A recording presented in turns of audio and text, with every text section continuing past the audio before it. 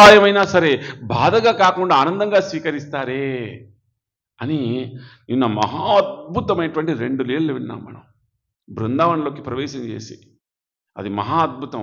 ప్రత్యేకించి ఆ యొక్క నౌకలీల ఏదైతే ఉందో నేను 2 సార్లు చెప్పుకున్నాం మనం భగవంతుని యొక్క విశేషము చేత. ప్రత్యేకించి ఈ సందర్భంలోనే వచ్చినటువంటి ఆ లీలని నిన్న ఉదయం చెప్పుకున్నాం. సాయంత్రం కొంతమంది భక్తులు వచ్చారు. వారితో పాటు కూడా మరి అక్కడ చాలా మంది కొత్త భక్తులు వచ్చారు. ఎందుకో రాధాకృష్ణులు కనిపించగానే మళ్ళీ అదే లీల చెప్పాలనిపించింది. అది భగవత్ ప్రేరణే, మనం ఏదో సంకల్పం చేసుకొని పోయినటువంటిది కాదు. మహా అద్భుతం. ఎన్నో సూక్ష్మమైనటువంటి ధర్మాలు ఉన్నటువంటి అద్భుతమైన లీలలు చెప్పుకున్నాం. ఏ విధంగా పడవ ప్రయాణం చేస్తున్నారు, ఆ పడవ ప్రయాణం చేసే క్రమంలో వారి పాపాలకు సూచనగా పాలు పెరుగు అన్ని బడివేశారు.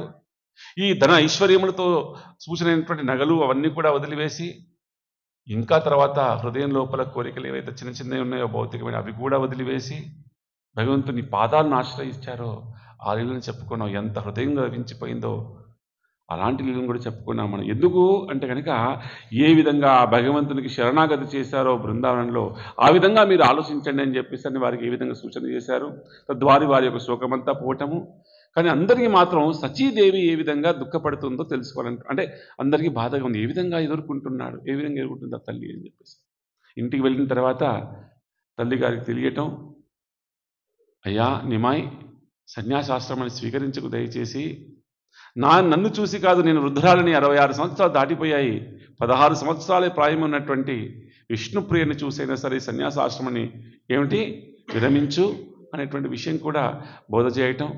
కానీ వీరు నీతో పాటు నేను సమస్తమైనటువంటి మానవాళికి కూడా ఉపకారం చేయడానికి వెళుతున్నానని మహా అద్భుతంగా నేను యొక్క ప్రవచనంలో చిట్ట చివరిగా వృత్తాంతం చెప్తున్నాము. ఆ వృత్తాంతం చెప్పినటువంటి వారు మహాప్రభువు వారు ఎవరికండి? సచీమాతకి. ఏ వృత్తాంతం అది? మహా అద్భుతం. మీ అందరూ కూడా ఎంత స్ఫురణ కలగడం ఏంటండి స్మృతి, అదేవిధంగా మరుపు కూడా భగవంతుడు ఇచ్చిందే కదా. ఇది ఇప్పుడు ఈ 5 రోజుల పాటు చేసిన ఇల్లంతా కూడా జీవితకాలం స్మృతిలో ఉండాలని చెప్పేసి కోరుకుందాం. ధ్రువ మహారాజు ఒక వృత్తాంతంలో వీరిచ్చినటువంటి కోణము విశేషమైనటువంటి కోణం మహాప్రభుల వారు. అంతవరదాకా ఆ కోణం ఎవరు కూడా పెద్దగా దర్శించలేదు. వీరు ఇచ్చినటువంటి కోణం ఏమిటి ఆ యొక్క వృత్తాంతంలో అంటే కనుక, అమ్మ ఆ తల్లి అనేటువంటిది ఎవరైతే ఉన్నారో సునీతి, ఎప్పుడైతే కనుక ధ్రువుల వారు వచ్చి అడిగారో, అమ్మ నా ఈ దుఃఖానికి తొలగాలంటే కనుక మా తండ్రి గారి కంటే మహా పెద్ద విశాలమైనటువంటి పెద్ద సామ్రాజ్యాన్ని నేను పొందాలంటే కనుక ఎవరిని ఆశ్రయించాలో చెప్పమ్మా అంటే కనుక తల్లి ఉపదేశించింది ఏమిటి ప్రభుజీ? నారాయణ్ణి ఆశ్రయించు, ఆ శ్రీమన్ నారాయణ్ణి ఆశ్రయించు. ఎక్కడుంటాడమ్మా? అందరూ అడవిలో ఉంటారంటున్నారయ్యా. వారి కోసం వెళ్ళిన వారందరూ కూడా అడిగి వెళుతున్నారంటున్నారు. ఎవరైనా ఇప్పుడు కూడా అడగొచ్చు, ఏ ప్రభుజీ మరి మనం అడవికి వెళ్ళాలని చెప్పేసి. అవసరం లేకుండా ప్రభుపాద వారు అద్భుతమైనటువంటి మందిరాలు నిర్మించారు. కాబట్టి ఎక్కడ మనం ఏ గృహత్యాగం చేయవలసిన అవసరం లేదు. అవునా ప్రభుజీ? మనం కూడా ఇస్కాన్ మందిరం ఇలాంటి సెంటర్లకు వచ్చేసాము. అదే వనం కంటే కూడా ఇంకా విశేషమైనటువంటిది. ఎస్, వనంకి ఎందుకు వెళ్ళేటువంటి వారంటే ప్రత్యేకించి అక్కడ భక్తులు ఉండేటువంటి వారు కాబట్టి. ఇక్కడ కూడా భక్తులు ఉన్నారు కదా, ఇంతకంటే వైభవం ఏం కావాలి అని మహాప్రభువు ఇచ్చినటువంటి కోరిక ఏమిటంటే కనుక, అమ్మ ఆ ధ్రువుల వారు ఇంత వైభవాన్ని భగవంతుని యొక్క సాక్షాత్కారాన్ని పొందారంటే దానికి కారణం గురువులు, నారదాది గురువులు. సప్త ఋషులు కూడా దర్శించారు, గురువులు గురుమంత్రం ఇచ్చారు, నారదుల వారు. ఇవన్నీ ఎలా సాధ్యమయ్యాయి అంటే అమ్మా కేవలం ఆ తల్లి యొక్క ఆశీర్వచనము చేతనే కదా. ఆ తల్లి యొక్క ఆశీర్వచనము చేతనే కదా ధ్రువుడు అంతటి పరమోత్కృష్టమైనటువంటి భగవత్ సాక్షాత్కారాన్ని పొందాడు. అలా నన్ను ఆశీర్వదించమ్మా, మీ ఆశీర్వచనం లేకపోతే, మీ అంగీకారం లేకపోతే నేను ఈ లోక కళ్యాణాన్ని చేయలేకపోతున్నానని చెప్పేసి అని తల్లిని ఎలా విధంగా ప్రాధేయపడ్డాడో అది మనం తెలుసుకున్నాం. అక్కడ తెలుసుకొని మేము వెళ్తూ ఉంటే మా ప్రభుజీ అన్నారు, గౌరవగోపాల్ ప్రభు, ఏంటి ప్రభు టీవీ సీరియల్లాగా ఆపేశారు ఏంటి ప్రభు అన్నారు. అవునా ప్రభుజీ? అంగీకారం ఎందుకు అంగీకారం కావాలి ఇక్కడ? శాస్త్రయుక్తంగా కేశవ భారతులు ఏం చెప్పారు ప్రభుజీ? అయ్యా మీ తల్లిగారితో మీ యొక్క ధర్మపత్ని అయినటువంటి విష్ణుప్రియ చేత అంగీకారము స్వీకరించిన తరువాతనే నేను దీక్షనిస్తానన్నారు. సన్యాస దీక్ష తీసుకోవలసినటువంటి క్రమం కాబట్టి వెంటనే అక్కడి నుంచి తన యొక్క గదిలోకి వెళ్ళిపోయారు. గది లోపల ఎవరున్నారు అంటే ఆయనకి ధర్మపత్ని అనేటువంటి ఎవరండి? విష్ణుప్రియ. నిజంగా సౌశీల్యం కలిగినటువంటిది, చక్కటి సద్గుణములు కలిగినటువంటిది, ఎంతో అనుకోగలిగినటువంటిది తల్లి. ప్రత్యేకించి ఆవిడలో మహాద్భుతమైనటువంటి లక్షణం ఏమిటంటే కనుక, మహాప్రభుల వారిని ఎంతగా ప్రేమిస్తుందో ఆ మహాప్రభుల వారికి ఏది ఆనందం ఇస్తుంది అంటే కనుక తల్లిని బాగా సేవించటంలో. ఎంత అద్భుతంగా సేవించేది ఎవరిని? సచీదేవిని అనమాట. కారణం ఏమిటంటే కనుక ఈ సచీదేవికి ఎంత చక్కగా నేను సేవ చేస్తే మహాప్రభుల వారికి అంత ఆనందం ఇస్తుంది కదా అనే భావంతో చేసేదన్నమాట. మహా అద్భుతంగా సేవ చేసేది తల్లి. ఇంకా చెప్పాలంటే కనుక అద్భుతంగా ఆచార్య వారు చెప్తారు, ఎక్కడైనా 10 మాటలు మాట్లాడాల్సిన చోట ఒక్క మాట మాట్లాడేదంట అంతే. 10 మాటలు మాట్లాడాల్సిన చోట ఎన్ని మాటలండి? ఒక్క మాట మాట్లాడేది, తక్కువగా మాట్లాడటం. వారికి ప్రతినిత్యం కూడా మహాప్రభుని సేవించే అవకాశం కేవలం రాత్రి సమయాల్లో దొరికేదన్నమాట. ప్రత్యేకించి వారి యొక్క పాదసేవ దొరికేటువంటిది తల్లికి. అలా ఎప్పుడు కూడా మహాప్రభు వారు వచ్చిన తర్వాత అలా కూర్చొని పాదసేవ చేసేటువంటిది ప్రతినిత్యం కూడా. కానీ ఆనాడే అపశకునంలా కనిపించింది కదా తల్లికి. ఇంతకుముందు నేను చెప్పాను, గంగానది స్నానం చేస్తూ తిరిగి వస్తుంటే కనుక సంభాషణ విన్నది. ఏమని? సన్యాసం స్వీకరిస్తున్నాడు మహాప్రభు అని. లోపలికి వచ్చారు. చాలా గంభీరంగా ఉంది ఆ గది అంతా కూడా. లోపలికి వచ్చారు యథావిధిగా. హే నాదా అని వెంటనే మాటలు రావటం లేదు, కళ్ళ నుంచి దారాలు కారుతున్నాయంట. ఆ 2 చేతుల్లోంచి ఒక చేతిని పట్టుకొని, ఏం మాట్లాడలేదు ఇంకా, పట్టుకొని తన తల మీద పెట్టుకుందంట. అయ్యా, ఎందుకంటే స్ట్రైట్ ఫార్వర్డ్ అడగాలి ఇంకా. అయ్యా, నా తల మీద మీ చేతిని పెట్టేసి ఒట్టివేసి చెప్పండి, మీరు సన్యాసాన్ని స్వీకరిస్తున్నారా? స్ట్రైట్గా అడిగేసింది తల్లి. మీరు సన్యాసాన్ని స్వీకరిస్తున్నారా? మహాప్రభు వారి యొక్క ముఖంలో మౌనం కనిపిస్తుందంట. మహాప్రభు వారి యొక్క సాధనంలో మౌనం, చిరుమందహాసం, ఈ 2 ఆయుధాలు తర్వాత కాలమనందు. ఈ 2తోనే జయించారు వారు ఇంత పెద్ద ఉద్యమాన్ని కూడా. ఏమిటి సాధనములు ప్రభు? 1 మౌనము, 2 చిరునవ్వు. ఇంతకంటే పెద్ద ఆయుధాలు ఉన్నాయి ఏమైనా?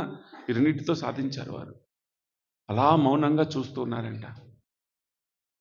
విష్ణుప్రియ అంటుంది, హే నాథ, నిజంగా నా యొక్క ఉన్నటువంటి సమస్తమైనటువంటి సౌందర్యము, నా లోపల ఏదైనా సద్గుణములు, నా లోపల మీకు కనిపించేటువంటి ఏదైనా సద్లక్షణములు, నా వయస్సు, నా యొక్క సౌందర్యము, నాలో ఉన్నటువంటి సద్లక్షణములు, ఇవన్నీ సమస్తము కూడా మీకు సేవ చేయటం కోసమే కదా, మీకు సేవ చేయటం కోసమే కదా. ఇంతగా నేను సేవ చేస్తున్నప్పటికీ కూడా ఇంకా నేను దురదృష్టవంతురాలని భావిస్తున్నాను. మా సేవలో ఏదైనా లోటుండి మీరు ఏమైనా ఈ నిర్ణయం తీసుకున్నారా? ఏమని ప్రభుజీ? మా సేవలో ఏవైనా లోటుండి మీరు ఈ యొక్క నిర్ణయాన్ని తీసుకున్నారా ప్రభుజీ? అయ్యా నాథా, దయచేసి ఈ సన్యాసాశ్రమాన్ని స్వీకరించకండి. ఎందుకంటే ఈ ప్రపంచం మొత్తంలోకెల్లా మీ పాదాలని దర్శించి సేవించేటువంటి యోగ్యత నాకు ఇచ్చారు. అది ఎవరికి లేదు, తల్లిగారికి కూడా ఉండదు. ఎందుకంటే ఆయనకి తల్లిగారు కూడా పాదాలని స్పృశించారు కదా. ఎవరికి అవకాశం లేదు, నాకు అవకాశం కలిగింది. ప్రతినిత్యం కూడా మీ పాదాలను సేవిస్తాను అత్యంత సమీపంగా. ఆవిడ కారణం చెప్తుంది చూడండి, ఎందుకు మీరు సన్యాసం స్వీకరించొద్దు. ఒకవేళ కనుక హే నాథా, మీరు సన్యాసాన్ని స్వీకరించారా? ఏం చేయవలసి ఉంది? మీరు సన్యాసాన్ని స్వీకరిస్తే పర్యటించవలసి ఉంది, భ్రమించవలసింది. అనేకమైనటువంటి ప్రాంతాలు ఒకే ప్రాంతంలో నివసించకుండా ఏం చేస్తుండాలి? పర్యటిస్తూ ఉండాలి. ఈ పర్యటించే క్రమంలో ఇంత కోమలమైనటువంటి ఈ పాదాలకి ఎన్ని గాయాలు అవుతాయో, ఆ గాయాలు అవుతాయి హే నాథా, అది మీరు తట్టుకోలేరయ్యా, ఇంత కోమలంగా ఉన్నాయి. కాబట్టి దయచేసి దానికోసమైనా సరే ఏం చేయండి ప్రభుజీ? సన్యాసాన్ని స్వీకరించకండి. ఇంకా మౌనమే. మౌనము దాటటం లేదు, అవునని చెప్పటం లేదు, కాదని చెప్పటం లేదు. తల్లి ఏం చేస్తుంది? ఇంకా మాటలు పెంచుతుంది. ఓహో, ఇది కూడా పనిచేయట్లేదు. ఇంతగా చెప్పినా కూడా ఏమీ మాట రావటం లేదు. అయ్యా, ఏ నాదా, సరే, ఒకవేళ కనుక నా సేవలో ఏదైనా లోటున్నా, నా యొక్క వ్యక్తపరిచే విధానంలో ఏదైనా లోటు కనిపించినా, ఒకవేళ కనుక మీరు నిజంగా కృష్ణుని పట్ల ఉన్నటువంటి ప్రేమని పొందే క్రమంలో నేను ఏదైనా అడ్డంకిగా ఉన్నా, నేను మా యొక్క తల్లిగారి గృహానికి వెళ్ళిపోతాను. కానీ మీరు మాత్రం ఈ గృహాన్ని వదిలిపెట్టకండి అయ్యా. ఇంకా చెప్పాలంటే నాకంటే కూడా ఎక్కువ ప్రేమ కలిగినటువంటిది ఆ తల్లిని వదిలిపెట్టకండి అయ్యా. ఒకవేళ కనుక నిజంగా మీరు ఎన్నుకున్నటువంటి మార్గమందు స్త్రీమతిగా, భార్యగా నేను ఆటంకమైతే కనుక నేనే ఇక్కడి నుంచి వెళ్ళిపోతాను. ఎవరు చెప్తారు రోజు? అవునా ప్రభుజీ? ఎవరు చెప్తారు ఇది? కాబట్టి ఏమిటి, నేనే ఇక్కడి నుంచి వదిలిపెట్టి వెళ్ళిపోతాను. అయ్యా, మీరు దయచేసి సన్యాసాశ్రమాన్ని స్వీకరించకండి.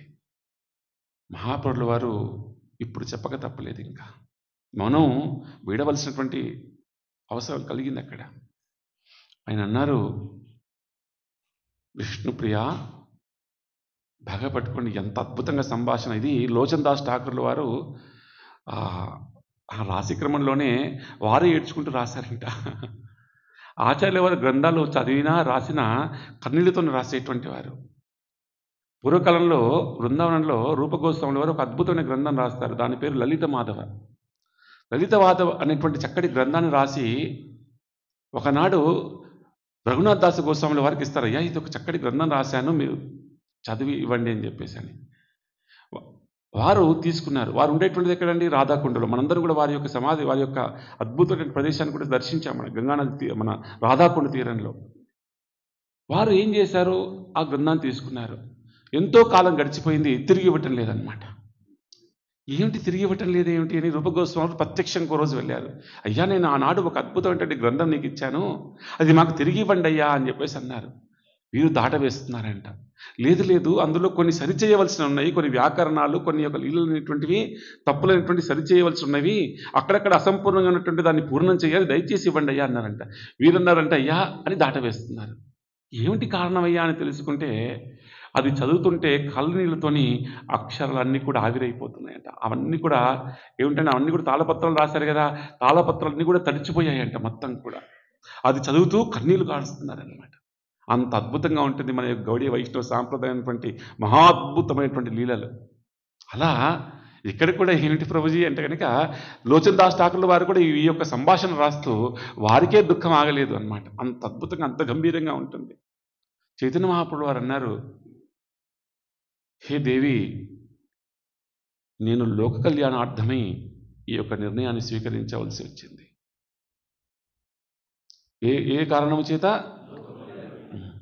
నిజంగా ఈ యొక్క లోకంలో నేను వచ్చినటువంటి అవతార ప్రయోజనమని ఇప్పుడు చెప్తున్నాడు తన యొక్క భగవతత్వాన్ని. కేవలం తన యొక్క ఆంతరింగికులు మాత్రమే తన యొక్క భగవతత్వాన్ని ప్రదర్శిస్తాడు, బయట వారికి అందరికీ కూడా మహా అద్భుతమైనటువంటి భక్తుడిగా ప్రదర్శిస్తాడు. ఇక్కడ ఆ తల్లిని ఓదార్చేటువంటి పరిస్థితికి లేదు. తన యొక్క భగవతత్వాన్ని ప్రదర్శించిన మాత్రం చేతనే సమాధానం చెప్పగలడు. కానీ ఇంకేదైనా మార్గం కనిపిస్తుందా మహాప్రభుల వారికి? కనిపించటం లేదు. ఆ తల్లి అంటుంది, నేను లోక కళ్యాణార్థం. అయ్యా, మీరు లోక కళ్యాణార్థం, అందులో నేను కూడా ఉన్నాను కదా, నేను కూడా ఉన్నాను కదా అందులోనే. ఆ పాదాలను నేను ఇంక ఎట్టి పరిస్థితుల్లో వదిలిపెట్టాను. నాకు నీ పాదముల కంటే అన్యమైనటువంటి లక్ష్యము ఏది లేదు నాకు. నీ పాదాలను నేను వదిలిపెట్టను అని చెప్పేసి వెంటనే పాదాలు పట్టుకుందంట తల్లి. అప్పుడు భగవంతుడు అనుకున్నాడు, ఇంక తన యొక్క దివ్యమైనటువంటి దర్శనాన్ని చూపించాలనుకున్నాడు. మహా అద్భుతమైనటువంటి దర్శనం. ఆ భగవంతుడు ఏ నిత్యం కూడా ఆరాధన చేస్తుందో, ఆరాధన ఎవరిని చేసేదట? విష్ణు ఆరాధన చేసేది. నిజానికి ఎవరు? విష్ణుప్రియ. ఆ పాదాలు పెట్టుకొని, హే నాదా, నీవంటున్నావు లోక కళ్యాణార్థమై ఆ భగవంతుని యొక్క తత్వాన్ని చెప్పాలని, నాకు నీవే లోకనాథుడివి, నాకు నీవే భగవంతుడివి. ఏమమ్మా విష్ణుప్రియ, విష్ణుప్రియ విష్ణు ఆరాధన చేస్తున్నావు కదా నువ్వు. అయ్యా, నేను వివాహం అయ్యేంత వరకు, అంటే పాణిగ్రహము నాకు అయ్యేంత వరకు కూడా, నేను చిన్నప్పటి నుంచి కూడా నా తల్లిదండ్రుల చేత ఉపదేశించబడింది ఏమిటంటే విష్ణు ఆరాధన. కానీ నా పాణిగ్రహం ఎప్పుడైతే ఇంక నీతో అయ్యిందో, ఇక నేను విష్ణువుని మర్చిపోయాను. నేను విష్ణువుని మర్చిపోయాను, ఇక విష్ణు ఆరాధన చేయలేదు. నా ప్రతినిత్యం కూడా నేను నీ ఆరాధన చేశాను. నీ ఏమంటున్నావు? భగవంతుని యొక్క చరణాలయందు ఎలా నువ్వు శరణాగతి చెయ్యాలో అందరు చెప్పడం కోసం నువ్వు ఈ సన్యాసాశ్రమాన్ని స్వీకరించాలనుకుంటున్నావు కదా, నాకు మాత్రం నీవే విష్ణువి. కాబట్టి అంతేగా ప్రభుజీ, నేను నీ పాదాలు మాత్రం నేను పట్టుకుని వదలను అని చెప్పేసి పాదాలు పట్టుకున్నాను. అప్పుడు ఇక తన యొక్క దివ్యమైనటువంటి రూపాన్ని చాలా కొద్ది మందికి మాత్రమే తన యొక్క భగవతత్వాన్ని చూపించారు. చైతన్య చరితం మొత్తం వారి యొక్క లీలలో. అక్కడ ఉన్నటువంటిదేమో షడ్భుజ గౌరంగ రూపం, అది సార్వభౌమ భట్టాచార్యుల వారికి పురిక్షేత్రంలో వచ్చినటువంటి దర్శనము. మరొకసారి ఆ లీల కూడా తెలుసుకుందాం. పురిక్షేత్ర లీల ఎక్కడుంది ప్రభుజీ? ఎక్కడ? షడ్భుజ అవతారం ఎక్కడ ప్రభు? అక్కడ ఉంది ప్రభు. Yes correct. షడ్భుజ అవతారం అక్కడ ఉంది ప్రభు. ఎస్. ఆ, ఇక్కడ తల్లికి నిత్యం కూడా ఏ ఆరాధన చేస్తుంది? విష్ణు ఆరాధన చేస్తుంది. కాబట్టి విష్ణుప్రియకి తన యొక్క యథార్థమైనటువంటి దివ్యమైనటువంటి ఆ విష్ణు స్వరూపాన్ని దర్శనమిచ్చారంట. హరిబోల్.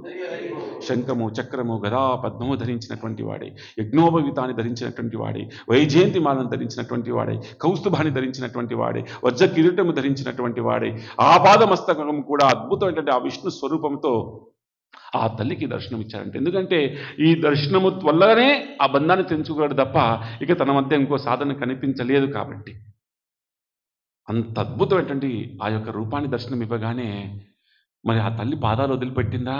ఇంకా పాదాలు వదిలిపెట్టలేదంట. అమ్మా, నేను నీకే కాదు సమస్తమైన లోకములు కూడా నేనే ఈశ్వరునైనటువంటి వాడిని, వాడిని ఉద్ధరింపజేయడం కోసం నేను మహాప్రభుగా వచ్చినటువంటి వాడిని అని చెబితే ప్రభు ఈవిడ సమాధానం చూడండి ఎంత అద్భుతంగా ఉంటుందో. హే నాథ, ఇప్పటిదాకా మీరు నాకే సొంతము అని చెప్పారు కాబట్టి నేను పాదాలు పట్టుకున్నాను. మీరు నాకే సొంతము మీరు అని చెప్పేసని మీరు నాకు ఎవరు? భర్తగా కాబట్టి మీ పాదాలు పట్టుకున్నాను. మీరు చెప్పినటువంటి ఉపదేశం కూడా వదిలిపెట్టవచ్చు. కానీ ఇప్పుడు మీరు చెప్పింది ఏమిటి? మీరే ఆ జగన్నాథుడు అని చెప్పారు. ఇక నేను ఎందుకు వదిలిపెడతాను? అవునా ప్రభుజీ? మీరు నాకు భర్తగా కాబట్టి నేను పాదాలు పట్టుకున్నాను. సరే, మీ ఉపదేశానుసారము మీరు ఇచ్చినటువంటి ఆజ్ఞని నేను శిరసా వహించాలి కాబట్టి వదిలిపెట్టగలను. కానీ ఇప్పుడు మీరు నాకేం చెప్పారు? మీరే సాక్షాత్ భగవంతుడు అని చెప్పారు. అయ్యా, మీకోసం అనాది కాలం నుంచి, ఎన్ని ఏళ్ళ నుంచో, తరముల నుంచో, యుగ యుగాంతముల నుంచి, ఎన్ని జన్మాంతరముల నుంచి కూడా ఎంతో మంది సాధువులు, ఋషులు, యోగులు, సిద్ధులు, చారణులు ఎంతమంది మీ పాదాలను ఆశ్రయించాలని చెప్పేసి పరితపిస్తుంటారో అలాంటి అవకాశం నాకు దొరికింది, నేను ఎలా వదిలేస్తానని చెప్పింది. ఎంత అద్భుతం! ఇలా వదిలిపెడతాను, నేను ఈ పాదాలను వదిలిపెట్టాను, ఈ పాదాలను ఏదైనా సరే నేను వదిలిపెట్టాను చెప్పేసి ఇంకా బిగ్గర పట్టుకుంటుందంట. అప్పుడు మహాప్రభువు వారు ఇచ్చినటువంటి అద్భుతమైనటువంటి పరిష్కారం, ఎవరికైనా సరే కృష్ణ సాక్షాత్కారం ఈ కలియుగమునందు కావాలంటే కనుక, శాశ్వతమైనటువంటి తత్వం మనం ఇక ఆనందం పొందాలంటే కనుక, భౌతికంగా సజీవంగా ఉన్నప్పుడు చేసేటువంటి మహాద్భుతమైనటువంటి పరిష్కారాన్ని మహాప్రభువు వారు ఆ తల్లికి ఇచ్చారు. ఏ విష్ణుప్రియ, నీలో ఉన్నటువంటి ఈ సేవా భావానికి నేనే దాసునైపోయాను. ఆనాడు బృందావనంలో ఆ గోపికలకి ఏ విధంగా నేను దాసునైపోయానో, ఈనాడు నీ ప్రేమకు కూడా నేనే శిరస్సు వంచుతున్నాను, దాసునైపోతున్నాను. నీ దుఃఖము అర్థమయ్యింది, కానీ నీకు ఒక మంచి చక్కటి ఉపదేశాన్ని ఇస్తున్నాను. ఈ గృహమున, ఈ ఆంగణములో ఉన్నటువంటి ఒక వేప చెట్టు ఉంది కదా, ఆ వేప చెట్టులో ఉన్నటువంటి కర్రని నా యొక్క విగ్రహ రూపంలో తయారు చేయించు. ఏ రూపంలో? విగ్రహ రూపంలో. నేను, నా హృదయము సదా విగ్రహంలోనే ఉంటుంది. నేను, నా హృదయము సదా విగ్రహంలో ఉంటుంది. ఆ విగ్రహము నేను భిన్నము కాదు, వేరు కాదు. ఆ విగ్రహమునందు సదా నువ్వు నా ఏ విధంగా అయితే ఈ పాద సేవ చేస్తూ నన్ను ఎంత ఆనందాన్ని ఇచ్చావో, ఆ విగ్రహమును నేను వేరు కాకుండా భావన చేస్తూ ఆ విగ్రహానికి సదా నీవు సేవ చెయ్యి అని ఉపదేశించారంట. ఆ విగ్రహమును ఆ తల్లి తదంతర కాలమునందు ఆ విగ్రహాన్ని చేయించి తను 80 సంవత్సరాల పాటు జీవించింది భౌతిక జగత్తులో. ఆ 80 తదంతర కాలమునందు ఆ తల్లి ఆ విగ్రహానికి ప్రతినిత్యం కూడా, ఎప్పుడు నిత్యం కూడా మహాప్రభువు వారికి ఎంత అద్భుతంగా సేవ చేసేదో అంతే సరి సమానంగా ఆ విగ్రహానికి కూడా సేవ చేసేది. భగవంతుని అనుగ్రహం చేత ఆ విగ్రహం ఇప్పటికి కూడా నవద్వీపంలో, మాయాపూర్లో దర్శనమిస్తున్నారండి. మా ప్రభువుల వారు, నేను దర్శనం చేసుకోలేదు, ఎప్పుడు కూడా భక్తులతో వెళ్ళటం చేత అది వీలవ్వటం లేదు. ఎన్నిసార్లు అనుకున్నా సరే మా ప్రభువుల వారు వారి యొక్క ధర్మపత్ని చేత దాన్ని ధామేశ్వరుడు అంటారనమాట ఆ విగ్రహాన్ని. అది విష్ణుప్రియ మా మహాస తల్లి నిత్యం కూడా ఆరాధించినటువంటి విగ్రహం. భగవంతుని యొక్క అభిన్నమైనటువంటి ఆ విగ్రహాన్ని వారు దర్శించారు. మనకు ఎప్పుడైనా అవకాశం ఉంటే మరొక సందర్భంలో ఆ ధామేశ్వరుణ్ణి, అంటే ఆ ధామానికి ఎవరండి ఈశ్వరుడు? మహాప్రభువుల వారే అనమాట. ఆ ధామేశ్వరుడు అనేటువంటి ఆ యొక్క విగ్రహాన్ని మనం దర్శించేటువంటి ప్రయత్నం చేద్దాం. ఆ విధంగా ఆ తల్లికి ఓదార్చాడు, ఓదార్చి శయనిస్తున్నాడు. పాదాలు అలాగనే పట్టుకుంది. బయటికి అంగీకారమే, లోపల అంగీకారమా ప్రభుజీ? ఇంత చెప్పినా సరే నా ప్రయత్నం మాత్రం నేను ఎప్పుడు విడవను, ఈ పాదాలను ఎప్పుడు వదలని చెప్పేసి పాదాలు పట్టుకొని సేవ చేస్తున్నాను. మహాప్రభువుల వారికి తర్వాత రోజున అర్థమైంది ఇంకా, అయ్యా 2 అంగీకారాలు వచ్చాయి నాకు. కేశవభారతుల వారు ఏం చెప్పారు ప్రభుజీ? 2 అంగీకారాలు, తల్లిగారి యొక్క అనుమతి, అదేవిధంగా భార్య యొక్క అనుమతి 2 వచ్చాయి. ఇక నేను సన్యాసాన్ని స్వీకరించేటువంటి సమయం ఆసన్నమైంది అని నిర్ణయించుకున్నారు. తేదీని కూడా వారే నిర్ణయించారు. వారు శాస్త్ర పండితులు కదా, మహా గొప్ప పండితులు, ఇంతకుముందు చెప్పాను కాబట్టి. వారు ఇది డేట్స్ అకార్డింగ్లీ 1510వ శతాబ్దము, 1510 ఎగ్జాక్ట్గా మాఘమాసంలో వారు సన్యాసాన్ని స్వీకరించారు. మాఘమాసంలో శుక్లపక్షంలో సంక్రాంతి అంటే ప్రతి మాసంలోనే వస్తుంది కదా ప్రభుజీ, ఆ సంక్రాంతి సమయం నందు వారు సన్యాసాశ్రమాన్ని స్వీకరించాలని చెప్పేసి నిర్ణయం తీసుకున్నారనమాట. మాఘమాసంలో, ఇది శుక్లపక్షంలో, అది ఆనాడు శుక్రవారంగా చెప్పబడ్డారు అనమాట. వారు సన్యాసి స్వీకరించిన రోజు శుక్రవారం అనమాట తిది. ఈనాడు గౌర పూర్ణిమ కూడా శుక్రవారం వస్తుందన్నమాట. అదొక భగవత్ సంకల్పమే అనుకున్నారు. ఒక రోజు ముందు ఇక రేపైతే కనుక ఏమిటండి సన్యాసాన్ని స్వీకరించాలి అని నిర్ణయం చేసుకున్నారు. ఆ రోజు ఉదయించేటప్పుడు సూర్యుడు బాధగా ఉదయించాడంట. లోచన్ దాస్ ఠాకూర్ వారు చెప్తారు, ఎందుకంటే తర్వాత కాలంలో మహాప్రభుని చూస్తాను కానీ ఈ గృహస్థుడుగా ఎంత సుందరంగా ఉన్నటువంటి మహాప్రభుని చూడలేను కదా నేను అని ఒక భావన. రెండవది, ఈ నవద్వీపంలో రేపటి నుంచి ఇంకా ఎలాంటి దుఃఖ ఛాయలు కనిపిస్తాయో చూడలేకపోతున్నాను అని చెప్పేటువంటి భావన. 2 భావనతో సూర్యుడు ఉదయిస్తాడట. ఎక్కడ? నవద్వీపం. గంగా నది అనుకుంటున్నట్టు, అయ్యా ఆ కురులతో ఉన్నటువంటి మహాప్రభువుని, అద్భుతమైనటువంటి వెంట్రుకలతో సౌందర్యంగా ఉన్నటువంటి ఆ మహాప్రభుని ఆలింగనం చేసుకునే అవకాశం నాకు ఈ ఒక్కరోజు మాత్రమే. రేపటి నుంచి ప్రభుజీ సన్యాసాశ్రమంలో ఉంటాడు అని ఆ తల్లి కూడా ఒకవైపున బాధ, మరొక వైపున దుఃఖం అన్నమాట, సంతోషం ఏమిటి? ఈరోజు ఆలింగనం చేసుకోవడానికి వస్తున్నాడు నన్ను. స్నానం అంటే కనుక గంగానది ఆ విధంగా ఆలింగనం చేసుకునేది, యమునా నది కూడా కృష్ణుని ఆ విధంగానే ఆలింగనం చేసుకునేది అనమాట. ఇవన్నీ కూడా భగవత్ స్వరూపాలు. అవునా ప్రభుజీ? గంగాదేవి అనుకుంటున్నట్టు ఈనాడు ఆలింగనం చేసుకుంటాను, కానీ రేపటి నుంచి మళ్ళీ ఏమిటి ప్రభుజీ? బాధలో. ఎందుకు? సన్యాసాశ్రమంలో ఉంటారు కాబట్టి ఇంత సౌందర్యవంతమైనటువంటి రూపం పోతుంది కదా అని చెప్పేసి. ప్రత్యేకించి కురుల గురించి చాలా అందరూ మహాప్రభుల వారి యొక్క కురుల గురించి విశేషంగా, అంటే వారి సౌందర్యానికి కురులు బాగా ఉపయోగపడతాయి అన్నమాట. అంటే బాగా అందాన్ని ఇచ్చేటువంటివి కురులు కాబట్టి అందరూ అంటున్నారంట, అలా ఉదయించాడు సూర్యుడు, అలా ఉదయించాడు, గంగ అలా ప్రవహిస్తుంది. వారందరికీ కూడా ఇప్పుడు ఈ విషయం నవద్వీపం అంతా వెళ్ళిపోయింది, వ్యాపించింది. ఏమిటి? మహాప్రభుల వారు సన్యాసాన్ని స్వీకరిస్తారంట. అనేక చర్చలు జరుగుతున్నాయి. పాషండులు అనేటువంటి వారు 6 ఉన్నారు కదా, నేను మనం చెప్పుకున్నాం కదా, వారు ఎప్పుడు కృష్ణ భక్తిని స్వీకరించారని.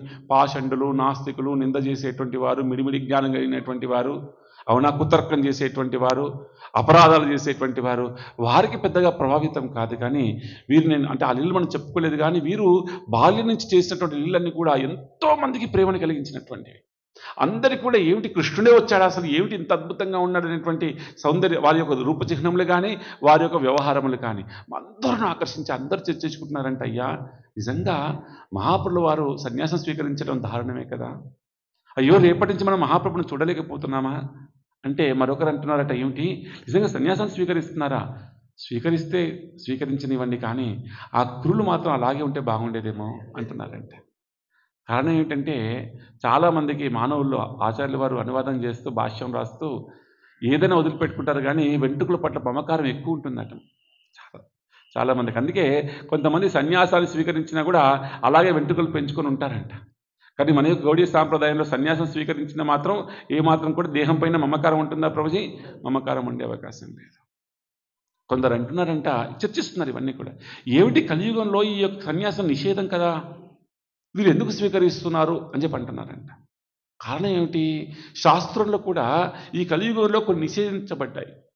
మనకు శాస్త్రంలో కూడా చెప్పారనమాట. ఏమిటి నిషేధించబడ్డారంటే కనుక అశ్వమేధ యాగం ఈ కలియుగంలో చేయడానికి లేదు, నిషేధించబడింది. అది అశ్వమేధ యాగం కదా అందరూ కూడా తెలుసు కదా, అశ్వమేధ యాగం అనేటువంటిది కూడా, అశ్వమేధ యాగం అనేటువంటిది కూడా ఈ కలియుగంలో నిషేధించబడింది. రెండవది, గోవు లేదా పశువులని యజ్ఞంలో సమర్పణ చేయటం, బలి చేయటం అనేటువంటి కూడా ఈ కలియుగంలో నిషేధించబడింది. కారణం ఏమిటి? పూర్వకాలం నందు ఆ ఉచ్చరించేటువంటి బ్రాహ్మణోత్తముల యొక్క మంత్రశక్తి చేత ఏ అయితే పశువుని కనుక వారు సమర్పణ చేస్తారో దాన్ని సజీవంగా తిరిగి పొందేటువంటి భావన ఉండేటువంటిది, లేదా వారిని ఊర్ధ్వలోకాలకు పంపించేటువంటి శక్తి సామర్థ్యం కలిగినటువంటిది. అలాంటి శక్తి సామర్థ్యం కలిగినటువంటి బ్రాహ్మణులు ఈ కలియుగంలో ఉండరు కాబట్టి అది నిషేధించబడింది. ఏదండి? ఏదైనా పశువుని కానీ గోవుని కానీ ఏమిటి దాన్ని సమర్పణ చేయడం యజ్ఞం లోపల, రెండు నిషేధించబడ్డాయి. మూడోది చాలా ప్రధానమైనటువంటిది, మనం దయచేసి పట్టుకునే ప్రయత్నం చేద్దాం. ఆచరణలో కొంచెం కష్టం, కానీ పితృదేవతలకు కానీ పరోపదించినటువంటి వారికి కానీ మాంసము చేత పిండతర్పణ చేయటం ఈ కలియుగంలో నిషేధించబడింది. అవునా ప్రభుజీ? దేని చేత? మాంసము చేత. అంటే కనుక మాంసము చేత, మాంసము వచ్చేస్తారు కదా, దాని చేత పిండ ప్రదానం చేయటం నిషేధించబడిందంట. చూడండి ఏ విధంగా నిషేధించబడిందో. ఇక ప్రధానమైనటువంటిది ఈ కలియుగంలో సన్యాస ఆశ్రమం కూడా నిషేధించబడింది కదా. ఆ నిషేధాల్లో సన్యాసం కూడా ఒకటి ఉందన్నమాట. మరి ఎందుకు సన్యాసం స్వీకరిస్తున్నారు అని ప్రశ్న అందరూ చర్చించుకుంటున్నారు ఈ విధంగా. ఎక్కడండి? ఆ నవద్వీపం లోపల. బాగా పట్టుకోండి, వీరు ఎందుకు సన్యాసాశ్రమాన్ని మరి నిషేధించబడింది కదా అంటే కనుక సన్యాసులు అనేక రకాలుగా అనేక స్థాయిలో కనిపిస్తుంటారు. సన్యాసులు అనేటువంటి 4 రకాలు కనిపిస్తారనమాట. ఒకటి క్షేత్ర సన్యాసము. క్షేత్ర సన్యాసం అంటే వారు సన్యాసం స్వీకరించిన తర్వాత ఆ క్షేత్రము దాటి ఇంకొక రారనమాట. చాలా వరకు కూడా ఇప్పుడు బృందావనంలో క్షేత్ర సన్యాసం తీసుకుంటారు. వారేమిటి? బ్రతికున్నాళ్ళు ఇంకా ఆ బృందావనం దాటి బయటికి రారు. ఇంకా అలాగా క్షేత్ర సన్యాసం చేయడం అన్నమాట. అంటే ఉన్నటువంటి ప్రదేశంలో ఉంటూ వారి యొక్క సన్యాసాశ్రమాన్ని ఉన్నటువంటి విధులన్నింటినీ కూడా కొనసాగించటం ఒకటి. 2 బహు ఉదక సన్యాసం అంటారనమాట. బహు ఉదకం, ఉదకం అంటే నీళ్ళు, బహు అంటే చాలా చోట్ల అనమాట. అంటే ఎన్నో, అంటే వీరు ఏం చేస్తుంటారు? ఎప్పుడు పర్యటిస్తూ ఉంటారు. పర్యటించడం కనుక నీళ్ళు తాగాలి కదా, అంటే ఒక నీరు ఒక్కొక్క ప్రదేశంలో తాగుతుంటారు కాబట్టి వీరికి బహు ఉదక సన్యాసం అని శాస్త్రంలో నామధేయం అనమాట. వీరేమిటి కనుక ఈ యొక్క సన్యాసాశ్రమంలో పర్యటిస్తూ ఎక్కడైనా సరే కనీసం 3 రోజుల కంటే ఎక్కువ ఉండకూడదు అనమాట. ఎన్ని రోజులు ప్రభుజీ? శాస్త్రంలో ఇంకొక వెసులుబాటు ఇచ్చారు వారికి, 5 రోజుల వరకు ఉండవచ్చు అన్నారు ఒక ప్రదేశంలో. ఓహో, కాదు, ఎక్కడైనా కూడా భాగవత సప్తాహం జరిగితే మాత్రం 7 రోజులు కూడా ఉండొచ్చు అన్నారు అనమాట. 3 రోజులు, 5 రోజులు లేదా 7 రోజులు, ఇంతకు మించి అక్కడ ఆ ప్రదేశంపై మమకారం వారికి ఉండకూడదు. అక్కడి నుంచి నీళ్ళు తాగొద్దు, వారన్నీ అక్కడ ఉండొద్దని అనమాట. అక్కడి నుంచి పర్యటిస్తూ ఉండాలి ఇంకొక ప్రదేశానికి కూడా. వీరిని ఏమంటాం ప్రభుజీ? బహు ఉదక సన్యాసులు అంటారనమాట. క్షేత్ర సన్యాసులు, బహు ఉదక సన్యాసులు. తర్వాత ఏమిటి ప్రభుజీ కనుక హంస సన్యాసులు అంటారు వీరిని. హంస సన్యాసులు అంటే హంస ఏం చేస్తుంది? మనం ఒక పాలను ఇచ్చామనుకోండి, ఆ పాలలోంచి పాలను వేరుగా చేస్తుంది, నీళ్లు వేరుగా చేసి నీళ్లను వదిలిపెడుతుంది, పాలను స్వీకరిస్తుంది. అంటే కనుక భౌతిక జగత్తులో భౌతికమైన ఏదున్నా సరే దాన్ని వదిలిపెట్టేసి ఆ పరమైనటువంటి తత్వాన్ని మాత్రమే స్వీకరించేటువంటి యోగ్యత కలిగినటువంటి వారిని ఏమంటాం ప్రభుజీ? హంస సన్యాసులు అంటారు. ఇక 4వది పరమహంస సన్యాసులు అంటారు వీరిని. ఓహో, వీరేమిటి ప్రభుజీ మరి అంటే కనుక, అయ్యా బాహ్యమైనటువంటి ఏ స్ఫురణ లేకుండా ప్రతినిత్యం కూడా కృష్ణ భావామృతంలో ఉండేదాన్ని పారమహంస సన్యాసులు అంటారనమాట. అంటే పరమైనటువంటిది తప్ప ఇక బాహ్యమైనటువంటిది వదిలిపెట్టాలి, స్వీకరించాలనేటువంటి తత్వం కూడా లేదు. సమస్తము అంటే ఏ ఉపాధులు లేకుండా సమస్తము కూడా ఆ భగవతత్వం పైన సమర్పణ చేయడం అనమాట. అంతకు మించి ఇంకొకటువంటి లక్ష్యం లేదు, అంతకు మించి ఇంకొక భావన లేదు ఎక్కడ కూడా. లోపల అంటే హృదయాంతరముల లోపల కూడా అలాంటి వాడిని ఏమంటాం రోజు మనము? పరమహంస సన్యాసం అంటాం. అయ్యా ఇవన్నీ కూడా ఈ కలియుగంలో నిషేధించబడ్డాయి కదా. మరి మహాపుడు వారు ఎలా సన్యాసాన్ని స్వీకరిస్తున్నారు? ఇది చర్చ జరుగుతుందన్నమాట. నిషేధించబడింది కదా కలియుగంలో అని చెప్పేసి.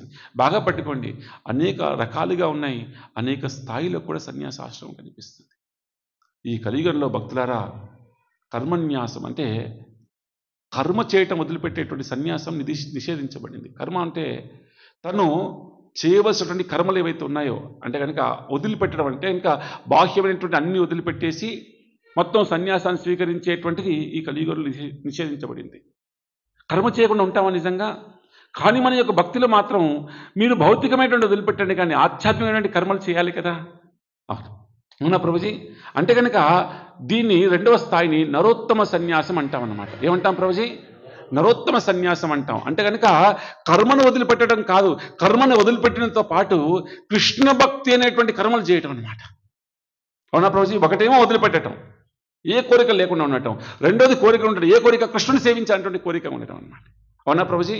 సో నిష్కామం అంటే ఏ కోరిక లేకుండా, అంటే భౌతికమైనటువంటి ఏ కోరిక లేకుండా సంపూర్ణముగా కృష్ణుని యొక్క సేవలు చేసేటువంటి కర్మలు చేయవలసినటువంటి ఆశ్రమంగా కనిపిస్తుంది. దాన్ని నరోత్తమ సన్యాసం అంటాము. అది మాత్రం ఏమిటి, యుగాంతరంలో కూడా నిత్యం కూడా స్వీకరించదగినటువంటిదయ్యా. మహాప్రభుల వారు కర్మను వదిలిపెట్టడం లేదయ్యా, ఆయన నరోత్తమ సన్యాసాన్ని స్వీకరిస్తున్నారు అని అందరూ చర్చించుకుంటున్నారంట. ఇక చేయవలసిన ఏమిటి అంటే కనుక కొంతమంది మాత్రం, అయ్యా ఒక దర్జీ, ఒక గోవును కాచేవాడు, చాలా లీలలు ఉంటాయన్నమాట మనకి ఈ మహాప్రభు వారి యొక్క లీలలో. వీళ్ళందరికీ నేను ఆ మహాప్రభు వారికి వస్త్రాలు చక్కగా కుట్టినటువంటి వాడిని, అంత సౌందర్యాన్ని దగ్గరగా చూసినటువంటి వాడిని, నేను ఎలాగైనా సరే మహాప్రభుని పంపించను ఈ నవద్వీపంలో నుంచి. వారి తల్లికి ఆసక్తి లేకపోవచ్చు, భార్యకి ఆసక్తి లేకపోవచ్చు, కానీ వారికి అత్యంత సమీపంగా దర్శనం చేసినటువంటి వాడిని నాకు ఆసక్తి ఉందేమో తెలియదు, నేను ఎలాగైనా సరే నిరోధిస్తాను.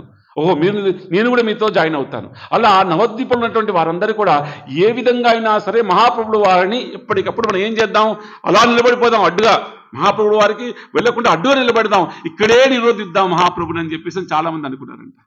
హరి బోల్ హరి. ప్రేమ చూడండి ఎలా ఉంటుందో భక్తులది. అనుకుని వారేం చేస్తున్నారు, ఎప్పటికప్పుడు మహాప్రభుని కంట కనిపెడుతున్నారు. ఈ రోజు ఉన్నారా, ఈ మధ్యాహ్నానికి ఉన్నారా, ఈ సాయంత్రానికి ఉన్నారా, ఈ రాత్రి గడిచిపోయిందా, ఓకే ఈ రోజు ఇక్కడే ఉన్నారు, రేపేమిటి, అలా ప్రతినిత్యం కూడా అనుకుంటున్నారు. ఆ రోజు రాని వచ్చింది, మరునాడు వారు సన్యాసాశ్రమం స్వీకరించాలి, మాఘమాసం వచ్చి రాని వచ్చింది, శుక్లపక్షం రాని వచ్చింది, శుక్రవారం, శుక్రవారం కూడా మరునాడు, అంటే ఇది గురువారం జరిగేటువంటి లీల. ఆ ఉదయం లేవగానే సూర్యుడు దర్శించాడు, యమునా నది కూడా ఆలింగనం చేసుకుంది. తర్వాత కాలంలో మహాప్రభు వారు ప్రత్యక్షంగా వచ్చి కేవలం కొద్దిగా మంది మాత్రమే తెలియజేశారనమాట, నేను రేపటిన సన్యాసాశ్రమాన్ని స్వీకరిస్తున్నాను, నవద్వీపంలో గృహస్థుడిగా ఈ రోజే నా యొక్క చివరి రోజు అని చెప్పేశారు. అందులో ప్రధానంగా నిత్యానంద ప్రభు వారికి, శ్రీవాస్ ఠాకూర్ల వారికి, గదాధర్ పండితుల వారికి జై. తల్లిగారు కూడా చెప్పాడనమాట, అమ్మా ఈనాడు చివరి రోజు నాకు గృహస్థుడిగా, మరునాడు నేను సన్యాసాశ్రమాన్ని స్వీకరిస్తున్నాను. వారు భగవంతుడే, కానీ భగవంతుడు అంగీకరించలేకపోతున్నారు, వారు మావారిగా ఉండాలని కోరుకుంటున్నారు. బృందావనంలో కూడా ఇదే అన్నమాట. అయ్యా ఆయన కృష్ణుడు దేవాది దేవుడు అంటే దేవాదేవుడు కావచ్చు, కానీ ఆయన ఎప్పుడు మాకు ఏమిటి, మా కన్నయ్యగానే కావాలనుకుంటున్నారు. వీరు కూడా అంతే అన్నమాట. చాలా గంభీరంగా అనిపించింది. ఇంటికి వెళ్ళాడు. ఇంటికి వెళ్ళిన తర్వాత ఒక్కసారి అందరు చెప్పాడు, అయ్యా ఈనాడు సంకీర్తన చేయండి గృహంలో, మహాద్భుతమైన మహాసంకీర్తన చేయండి అని ఉపదేశించాడు. భక్తులు అందరూ వస్తున్నారు, ఇక్కడ అడ్డుకోవాలన్న వారు కూడా వచ్చేస్తున్నారు అంట. అందరు వచ్చేసి ఆ యొక్క మహాప్రభు వారి గృహం నందు మహాద్భుతమైన మహాసంకీర్తన జరిగిందనమాట. హరే కృష్ణ హరే కృష్ణ కృష్ణ కృష్ణ హరే హరే, హరే రామ రామ రామ. మహాద్భుతమైనటువంటి సంకీర్తన జరుగుతుంది. సంకీర్తనలో మహాద్భుతంగా గానం చేస్తున్నారు, మహాద్భుతంగా కడతాలు వాయిస్తున్నారు, మృదంగాలు జరుగుతున్నాయి, సంకీర్తన జరుగుతుంది, మహాద్భుతంగా చేస్తున్నారు. చిట్ట చివరిగా వారికి అద్భుతమైన ఉపదేశాన్ని ఇస్తున్నాడు మహాప్రభుల వారు. హే ప్రజలారా, హే నవద్వీపంలో నివసించినటువంటి మీరందరూ కూడా ఎంతో ప్రేమగా మా గృహానికి వచ్చేసి సంకీర్తనలో పాల్గొన్నారు. మీకు ఒక ఉపదేశం ఇస్తున్నాను. ఏమిటి అంటే కనుక బాగా పట్టుకోండి. కహో కృష్ణ, భజో కృష్ణ, కరో కృష్ణ నామ్. మీరు ఎప్పుడు ఏది మాట్లాడాల్సి వచ్చినా సరే ఎంత ఎక్కువైతే అంత ఎక్కువ కృష్ణనామాన్ని చెప్పండి. ఎప్పుడు మాట్లాడాల్సి వస్తే కనుక అందుకే మనం ఏం చేస్తాం, హరే కృష్ణ ప్రభుజీ, హరే కృష్ణ ప్రభుజీ, హరే కృష్ణ. ఎప్పుడు అవకాశం ఉన్నా సరే మహాప్రభువులకు ఉపదేశం అండి. మనందరికీ వారికి ఒకరికేనా? మనందరికీ కూడా ఏమిటి, కహో కృష్ణనామ్. ఎప్పుడు కూడా కృష్ణునికి నామని చెప్తూనే ఉండండి. భజో కృష్ణ నామ్. ఏదైనా మీరు భజన చేయవలసిందా, కృష్ణుకి నామాన్ని ఎప్పుడు భజన చేస్తుండండి. హరే కృష్ణ కృష్ణ కృష్ణ హరే హరే, హరే రామ్. ఎప్పుడు భజన చేస్తుండండి. కరో కృష్ణ నామ్. జపం చేయవలసి వస్తే ఏం చేయండి, ఎవరి నామం జపం చేయండి. హరే కృష్ణ కృష్ణ కృష్ణ హరే హరే, హరి రామ్ రామ్ రామ్ హరే హరే. అయ్యా కృష్ణనామాన్ని ఎప్పుడు వీలైతే ఎప్పుడు చెప్తూనే ఉండండి. కృష్ణనామాన్ని ఎంత వీలైతే అంతవరకు భజన చేస్తూనే ఉండండి. కృష్ణనామాన్ని ఎంత ఎక్కువైతే అంత ఎక్కువగా ఏం చేయండి ప్రభుజీ, జపం చేస్తూనే ఉండండి. మీతో పాటు 24 సంవత్సరములు కూడా ఇక్కడ మీతో పాటు మాకు ఇక్కడ ఉండేటువంటి అవకాశం కలిగింది. కాబట్టి మీకు నాపై ఎంతో ప్రేమ కలిగి ఉంటుందని చెప్పి భావన చేస్తారు. అందుకే మీ అందరూ కూడా ఇంతగా వచ్చారు, మీరు ఇంతగా నా పైన ప్రేమ కురిపిస్తున్నారు. కానీ అయ్యా మీ అందరికి కూడా నా పైన ఏదైనా ప్రేమను కురిపించాలంటే కనుక నన్ను నిజంగా మీరు ఆనందింపజేయాలనుకుంటే కనుక నా పైన ప్రేమకు ప్రతిఫలంగా మీరు ఏదైనా ఇవ్వాలనుకుంటే కనుక నన్ను ఆనందింపజేయాలనుకుంటే కనుక మీరు ఒకే ఒకటి చేయండి. ఏమి చేయండి? ప్రతినిత్యం కూడా కృష్ణునామాన్ని చెప్పండి, అదే నాకు ఆనందభరితమైనటువంటిది అని చెప్తున్నారండి. మహాప్రభు వారిని మనం ఏదైనా సంతోషింపజేయాలంటే కనుక ఏం చేయాలి ప్రభుజీ? హరే కృష్ణ హరే కృష్ణ కృష్ణ కృష్ణ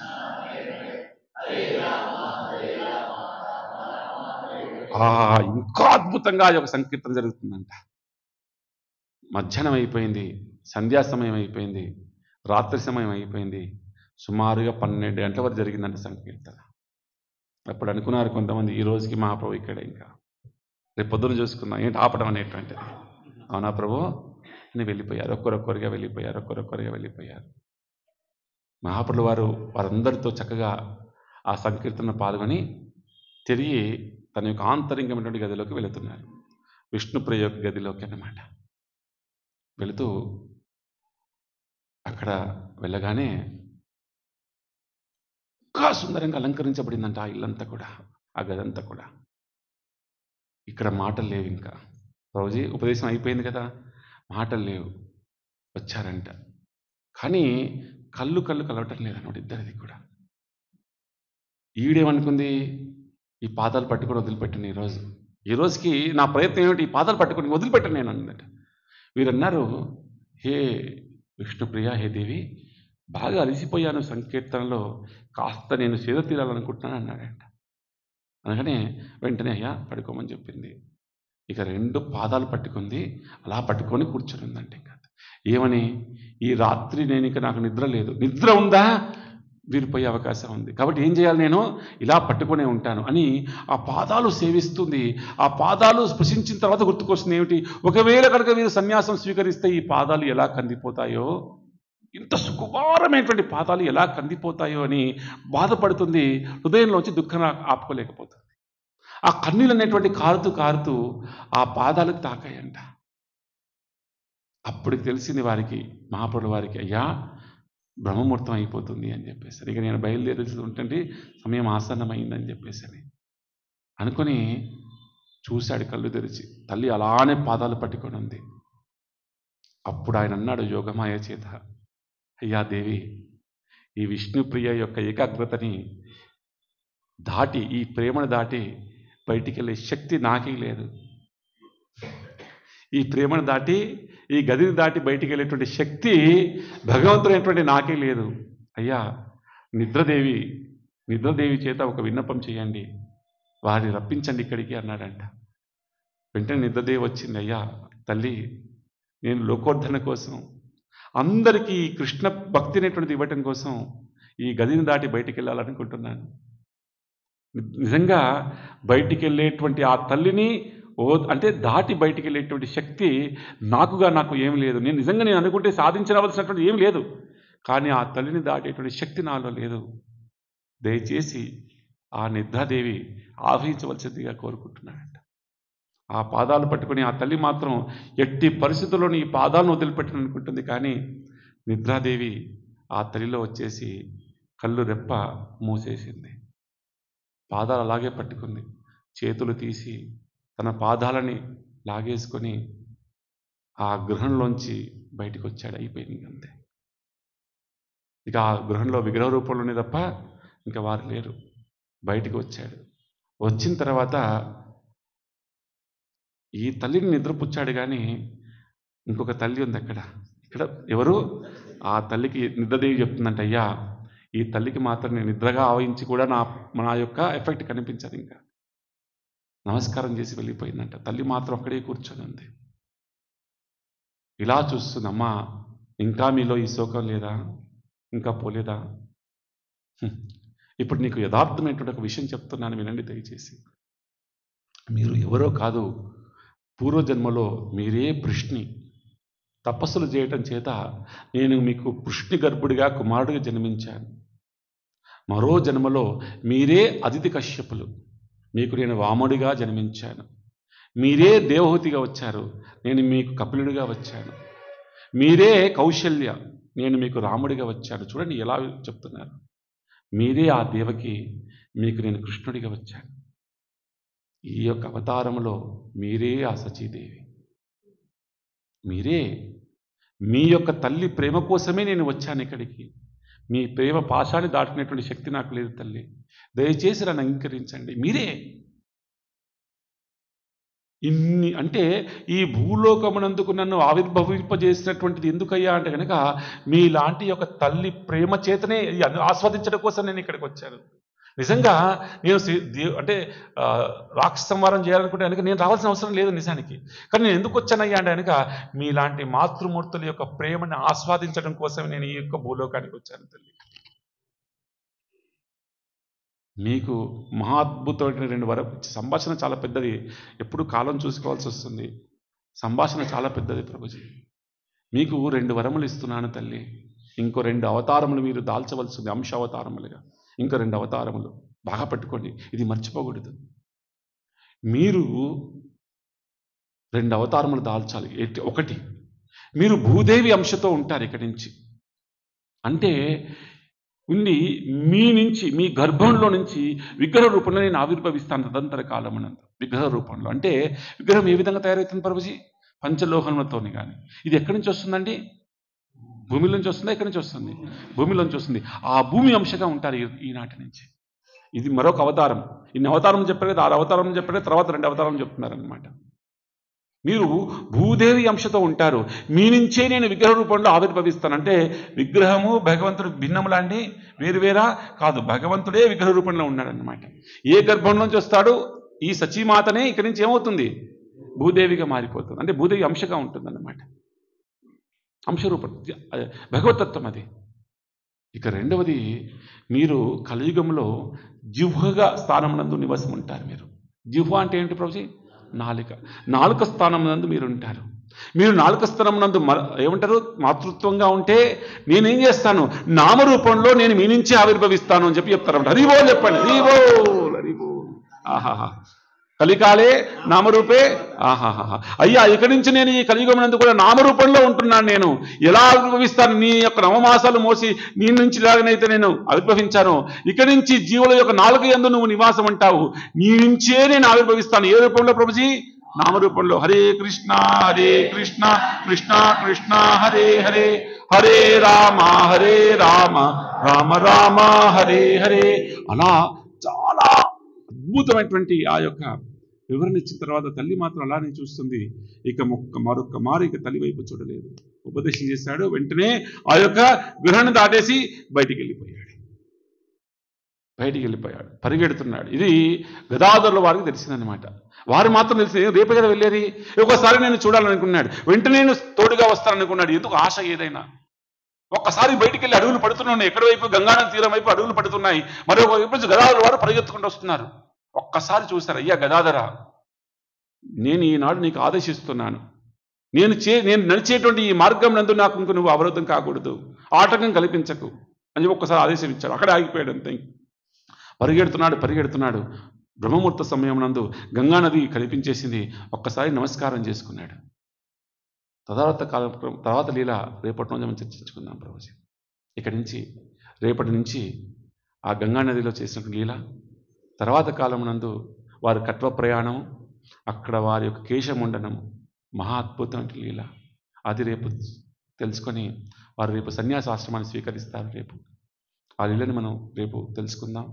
ఈనాటి ఈ యొక్క లీలకి ఇక్కడ ముగించే ప్రయత్నం చేద్దాం. 3 నిమిషాలు ఉంది ప్రభుజీ, 3 నిమిషాలు ఒక్క లీల తెలుసుకుందాం. మధ్య 6:45 ఉందా? ఓ సారీ ప్రభు, 6:30 అనుకున్నాను. సంతోషం. ఎస్, ఇక్కడి నుంచి కొనసాగించడం రేపు చాలా బాగుంది. అంటే చెప్పాలనుకుంటే ఏమిటంటే కనుక భగవంతుడి యొక్క ఈ యొక్క భగవతత్వాన్ని ప్రదర్శించినటువంటిది తల్లికి ఎవరికి? విష్ణుప్రియకి చూపించారు. అంతకుముందు ఒక బ్రాహ్మణోత్తములు కూడా చూపించాడనమాట. విశేషం, ఒకనాడు బ్రాహ్మణోత్తరం అనేటువంటి వాడు వీళ్ళు చెప్తున్నాను. ఎందుకంటే కనుక ఈ భగవతత్వాన్ని తన అత్యంత ఆంతరికమైనటువంటి వారికి చూపిస్తారనమాట. అందరికీ మాత్రం భక్తుడే కనిపిస్తారనమాట. ఒకనాడు బ్రాహ్మణుడు అనేటువంటి వాడు విష్ణు భక్తుడు, మహావిష్ణు భక్తుడు. అతను ఒక సంకల్పం చేసుకున్నాడు. ఏమిటంటే కనుక నేను భగవంతుని యొక్క విగ్రహాన్ని మాలగా ధరిస్తానని చెప్పేసి సంకల్పం చేసుకున్నాడు. అంటే భగవంతుని యొక్క విగ్రహాన్నే తన యొక్క మాలగా చేసుకున్నాడు. ఆ భగవంతుని యొక్క విగ్రహాన్ని మాలగా చేసుకొని ఏం చేయాలనుకున్నాడు? ఈ విగ్రహంతో పాటు భగవంతునితో పాటు ఈ భూమండలంపై ఉన్నటువంటి అన్ని పుణ్యక్షేత్రాలు నేను దర్శించాలని చెప్పేసి సంకల్పం చేసుకున్నాడు. అన్ని తిరుగుతూ ఒకనాడు, అప్పుడు వీరి ప్రయాణం చాలా చిన్న ప్రయాణం మహాప్రభుల వారు. ఎందుకు చెప్తాను ఈ లీల అంటే కనుక వారి యొక్క భగవత్ తత్వాన్ని ఎప్పుడెప్పుడు ప్రదర్శించారో చెప్తున్నాను. ఇక్కడ నవద్వీపంలో వారి యొక్క వీరు పర్యటిస్తూ ఎక్కడికి వచ్చారంటే ఒకనాడు ఈ నవద్వీపానికి వచ్చారు. నవద్వీపం రాగానే మొట్టమొదటి జగన్నాథ మిశ్ర వారు చూసేది మనం కూడా చూడాలి. వారి ద్వారానే మన గ్రామానికి లేదా మన ప్రదేశానికి ఎవరైనా వైష్ణవులు వచ్చారా, వస్తే ఏమిటి మాకు అవకాశం, ఎందుకు వారి ఇంటికి పిలిపించేసి పాదసేవ చేసి వారు సేవించే అవకాశం మాకు దొరుకుతుంది. ఇదే కదా అర్జించవలసింది, అవునా కదా? వారు తెలిసింది, ఓహో బ్రాహ్మణులు వచ్చారంట, వారు అనేకమైన పుణ్యక్షేత్రాలు దర్శిస్తూ వస్తున్నారంట. అయ్యా భగవంతుని యొక్క విగ్రహాలనే మాలగా ధరించినటువంటి వారు అయ్యేవారు అనగానే వెంటనే పరిగెత్తిపోయారు. వారు పాదాలు పట్టుకున్నారు. అయ్యా బ్రాహ్మణోత్తమ, మా గృహానికి రండి దయచేసి అని చెప్పేసి అన్నారంట. అంటే ఉరికి రాదు కదా మహానుభావులు, వారు ఏ సంకల్పమో ఉరికి రాదు కదా మహానుభావులు అనేటువంటి వారు అంగీకరించారు. ఇంటికి వచ్చారు. ఇంటికి వచ్చిన తర్వాత ఏం చేశారు? అయ్యా మీరు ఇంత నైవేద్యాలు పెడుతున్నారు కానీ మా కన్నయ్య విగ్రహ రూపం ఉన్నాడు కదా, వారు తినకుండా నేను ఏమీ ముట్టుకోను కదా, అయితే నేను సంచరిస్తూ ఉంటాను. ఏమిటి సంచరిస్తున్నటువంటి క్రమంలో నా కన్నయ్య బాగా బక్కచిక్కిపోతాడు. కారణం ఏమిటంటే కనుక వారికి కందమూలాలు తప్ప ఏదో అడవిలో ఎక్కడో అంటే ఆకులో అలములో దొరికితే కానీ వారికి నైవేద్యంగా పెట్టి నేను స్వీకరిస్తాను. వారు అయినప్పటికీ కూడా నా దగ్గరే ఉంటున్నారు. చాలా బక్కచిక్కిపోయారు. భావన అండి, విగ్రహం అంటే కనుక భగవంతునికి అభిన్నమైనటువంటిది కదా, బక్కచిక్కిపోతారా ఏమిటి, ఇది భావన అలాంటిది అన్నమాట. కాబట్టి అయ్యా ఏదైనా గృహస్థుల ఇంటికి వస్తే మాత్రం చక్కటి నైవేద్యాలు చేసి మహా అద్భుతంగా ప్రేమపూర్వకంగా వారికి నేను నైవేద్యం సమర్పిస్తానయ్యా, కాస్త వారికి నైవేద్యం చేయడానికి కావాల్సినటువంటి వస్తువులు ఇస్తే నేనే స్వయంగా వండి పెడతాను అని చెప్పేసి అన్నారంట. అవునా అని వారు ఏం చేశారంటే అనగానే ఆహా చాలా అద్భుతం కదా అని వారికి ఒక చక్కటి గదిని ఏర్పాటు చేసి ఆ గదికి ఎవరు జగన్నాథులు వారు ఏం చేశారు, అన్నీ కూడా పదార్థాలన్నీ ఇచ్చేశారంట. వారు ఏం చేశారు, చక్కగా చూడండి నైవేద్యం సమర్పించడం అంటే కనుక అన్నీ చేసి ఆ యొక్క పాత్రలో పెట్టి తులసిదళం వేసి ఇక్కడ సమర్పించిన తర్వాతనే కాదు, మీరు ఎప్పుడైతే కనుక ఆ యొక్క గదిలోకి వెళతారో ఆ యొక్క వంటలు తయారు చేయడం కోసం అక్కడి నుంచే సమర్పణ ప్రారంభమవుతుంది అనమాట. అక్కడి నుంచి ఇట్ స్టార్ట్స్ ఆఫరింగ్. అక్కడి నుంచే వారు స్వీకరించడం, ఎందుకంటే మీ భావన అక్కడి నుంచే మొదలవుతుంది కదా, వారి భావన కదా స్వీకరించేటువంటిది మొట్టమొదటి, అవునా కదా ప్రభుజీ. సో వారేం చేస్తున్నారంటే ఇంకా వారి గురువుల ద్వారా ఉపదేశించినటువంటి మంత్రం గోపాల మంత్రం. ఆ గోపాల మంత్రాన్ని చక్కగా గానం చేస్తూ అనేకమైనటువంటి వంటలు చేస్తున్నారంట.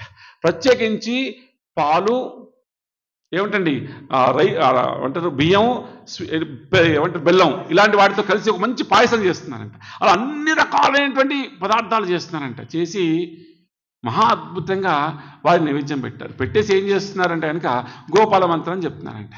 గోపాల మంత్రాన్ని చెబుతూ చక్కగా కళ్ళు మూసుకొని ధ్యానం చేస్తున్నారు వీరికి సమర్పిస్తున్నట్టుగా. ఇలా మధ్యలోకి శబ్దం వచ్చింది. కళ్ళు తెరిచాడు. తెరవగానే ఏమైంది ఏంటి అనగా ఆ గదిలో కూరుకొచ్చారు. ఎవరండి? మహాప్రభుల వారు. ఎవరు? నిమాయి పండితుల వారు వచ్చారు. కరెక్ట్, నిమాయిల వారు వచ్చారు. నిమాయిల వారు వచ్చి ఏం చేశారు, ఆ యొక్క పాయసాన్ని తింటున్నారంట. ఎంత అపరాధం జరిగిపోయింది, ఎంత అపరాధం జరిగిపోయింది, ఎంత అపరాధం జరిగిపోయింది అయ్యా ఇది. వెంటనే ఏం చేశారని జగన్నాథ మిశ్ర పరిగెత్తుకుని వచ్చారు. ఏమయ్యా అయ్యా అపరాధం జరిగిపోయింది, నేను ఎంతో ప్రేమపూర్వకంగా ఆ భగవంతుడికి నైవేద్యం పెడితే లేక వారికి నేను నైవేద్యం పెట్టే అవకాశం కలిగిందని చెప్పేసి ఆనందపడుతున్నా. నేను ఇంత ప్రేమగా నైవేద్యం పెట్టాలనుకుంటే ఎవరయ్యా ఆయన ఎవరో కాదు మా కుమారుడు. కాస్త అల్లరి వాడు చిన్నప్పటి నుంచి కూడా కాస్త అల్లరి ఎక్కువ చేస్తుంటాడు. అయ్యా అన్యదా భావించకండి అయ్యా, దయచేసి మీరు ఇంకొక భావన చేయకండి, మరొకసారి తయారు చేయండి, సమర్పించండి, వారిని నేను నిరోధిస్తాను అని చెప్పేసి అన్నారంట. అనగానే నిమాయి పండితులు వాడిని వీధి తీసుకెళ్ళిపోయారు. మళ్ళీ మీరు తయారు చేస్తున్నారు. హరే కృష్ణ హరే కృష్ణ కృష్ణ కృష్ణ హరే హరే హరే రామ హరే రామ. అలా వారు చక్కగా నైవేద్యాలు చేసి మళ్ళీ సమర్పణ చేశారు. మళ్ళీ గోపాల మంత్రాన్ని చెప్తున్నారు, నైవేద్యం చేస్తున్నారు, మళ్ళీ కళ్ళు మూసుకున్నారు, మళ్ళీ శబ్దం, మళ్ళీ ఆటకం. మళ్ళీ చూస్తే ఎవరయ్యా? వారే తింటున్నారంట. అయ్యా ఇక అపరాధం జరిగిపోయింది, నేను ఈ గృహంనందు ఉండను. కారణం ఏమిటి అంటే కనుక భగవంతుడికి ఈనాడు నేను ఈ చక్కటి నైవేద్యాలు వారు స్వీకరించి నాకు ప్రసాదంగా ఇవ్వడానికి వారి సంకల్పం లేదేమో. మహాప్రభులు వారు అన్నారు, మహాప్రభు నిమాయి పండితుల వారి తండ్రి గారు వచ్చేసి వాడిని దండించబోయే. అయ్యా దండించకండి, చిన్న పిల్లవాడు భగవత్ స్వరూపంగా కనిపిస్తున్నాడు, చూస్తుంటే సాక్షాత్ విష్ణుమూర్తిగా ఉన్నాడు, దండించకండి, ఇది భగవంతుని యొక్క సంకల్పమేమో. అందుకే వాళ్ళు అలా చేస్తున్నారు. ఏంటి, ఈనాడు భగవంతునైనటువంటి వాడు నాకు ఇంతటి ఐశ్వర్యవంతమైనటువంటి నైవేద్యాలు ప్రసాద రూపంలో స్వీకరించాడు, యోగ్యత లేదేమో నాకు, కాబట్టి వారిని దండించకండి అయ్యా అనగానే అక్కడ నిమాయి పంతులు ఒక సోదరుడైనటువంటి వాడు విశ్వరూపుడు వచ్చాడంట. విశ్వరూపుడు రాగానే ఈ బ్రాహ్మణుడు చూడగానే కళ్ళు చమత్కరించాయి ఒకసారి. అబ్బా, ఇంత సుందరంగా ఉన్నాడేమిటి. చూడండి, వారు కూడా సాక్షాత్ భగవత్ అంశ కదా.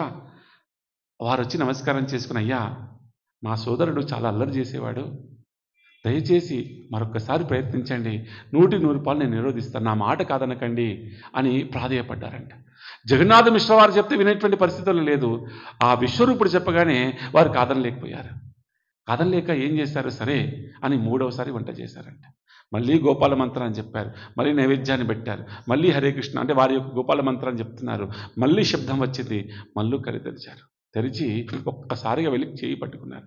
ఏమయ్యా, నీ సోదరుడు నీ తండ్రి గారు ఎంతగా వద్దంటే ఎలా చేస్తున్నావయ్యా, ఇది భగవంతుని కోసం కదా చేసింది అంటే కనుక, ఏమయ్యా బ్రాహ్మణ, ప్రేమగా తయారు చేస్తావు, చేసేటప్పుడు నన్నే పిలుస్తావు, అవునా, ప్రేమగా తీసుకొస్తావు, నైవేద్యం పెడతావు, తినమని అంటావు, చక్కగా ప్రేమతో కల్పిస్తావు, అది తిందామని చెప్పి పోతే చేతులు అడ్డు పెట్టుకుంటున్నావు, ఇదేమిటయ్యా అని చెప్పేసి అన్నాడు.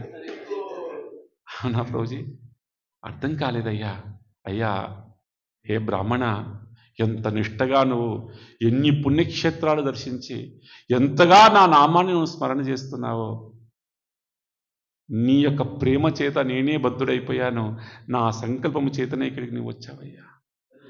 నీవు చేసినటువంటి ఈ ప్రసాదాన్ని స్వీకరించడం కోసం నా సంకల్పము చేతనే నువ్వు ఎక్కడికి వచ్చావు, ఈ నవద్వీపానికి వచ్చావు అని వారికి అష్టభుజములతో ఉన్నటువంటి దివ్యమైనటువంటి రూపాన్ని దర్శనమిచ్చాడంట.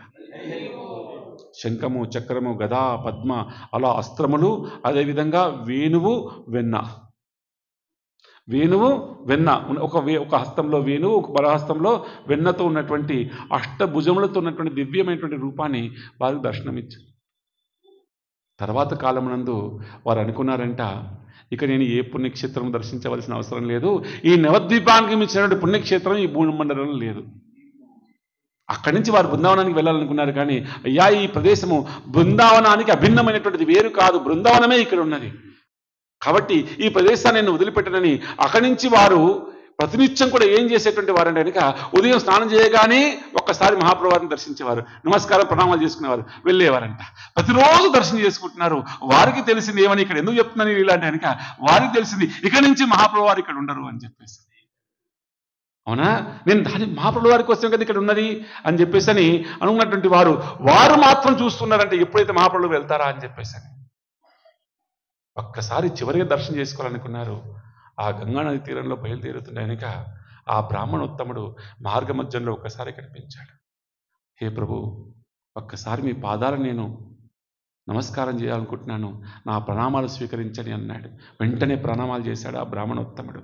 ఒక్కసారి ఆశీర్వచనం చేశాడు. ఇక అడుగులు ముందు పడుతున్నాయి. అలా గంగానదిలోకి బయలుదేరిపోయాడు.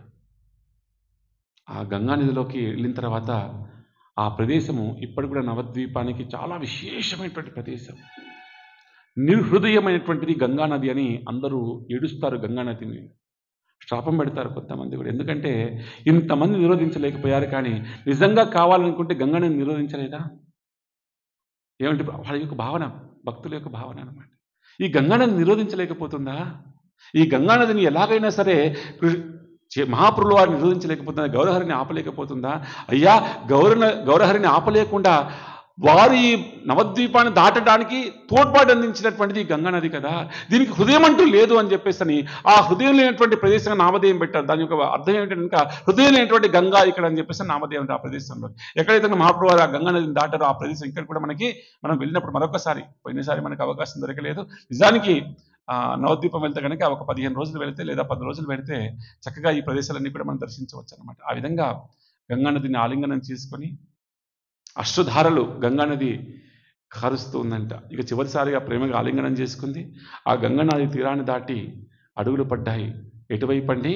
కట్వాయి వైపు, కేశవి భారతి వైపు. అలా వారి యొక్క ప్రయాణం మొదలైపోయింది. మా ప్రభుజీ ఒక అద్భుతమైన ప్రశ్న అడిగారు. ప్రభుజీ, కేశవ భారతి వారు మాయావాద సాంప్రదాయం కదా, శంకర సాంప్రదాయం కదా, మరి వారి నుంచి ఎందుకు దీక్షను స్వీకరించారు ప్రభుజీ? వారు కృష్ణ భక్తులు, వారు ఏమి వైష్ణవ సాంప్రదాయం కాదు కదా, శ్రీ సాంప్రదాయము, బ్రహ్మ సాంప్రదాయము, రుద్ర ఇవి కాదు కదా, వారు శంకర సాంప్రదాయం కదా, మాయావాద సాంప్రదాయం కదా, వారి నుంచి ఎందుకు దీక్షను స్వీకరించారు అని చెప్పేసి అని అనుకున్నారు. మహాపురులు వారు ఆచార్య వారు అద్భుతాన్ని వివరణిస్తారు. ప్రత్యేకించి వారు కేశవ భారతుల వారు విశేషమైనటువంటి కృష్ణ భక్తులు. ప్రత్యేకించి ఏమిటి ప్రభుజీ? కృష్ణ భక్తులు. అందుకోసమే వారిని వీరు ఎన్నుకున్నారు. కేశవ భారతుల వారిని విదితం, వీరేమిటి సాక్షాత్తుగా విష్ణుమూర్తి అనేటువంటి విషయం కూడా వారికి తెలుసు కాబట్టి ఒకటి. రెండవది, వీరు తర్వాత జయించవలసింది ఏమిటంటే కనుక భగవంతుడు నిరాకారుడు కాదు, సాకారుడు అని చెప్పేసి ప్రతిపాదించాలంటే ఎవరిని జయించాలి? మాయావాద సిద్ధాంతం పైన జయించాలి, లేదా మాయావాదుల్ని వీరు ఒప్పించాలంటే కనుక మాయావాదుల కింద బయట ఉండి వారి చేత తర్కం చేస్తే ఒప్పించడం కొద్ది కష్టం అన్నమాట. కాబట్టి వారి సాంప్రదాయంలో ఉంటూ వారిని ఓడించడం చాలా సులువు అనుకున్నాడు మహాప్రభుల వారు అనమాట. అవునేగా ప్రభుజీ? అందుకోసమని శంకర సాంప్రదాయం ఉన్నటువంటి కేశవ భారతుల నుంచి వారు దీక్షను స్వీకరించడం కోసం అడుగులు పడ్డాయి కట్వా ప్రాంతానికి. వారి యొక్క ఆశ్రమం వైపు అడుగులు పడుతున్నాయి.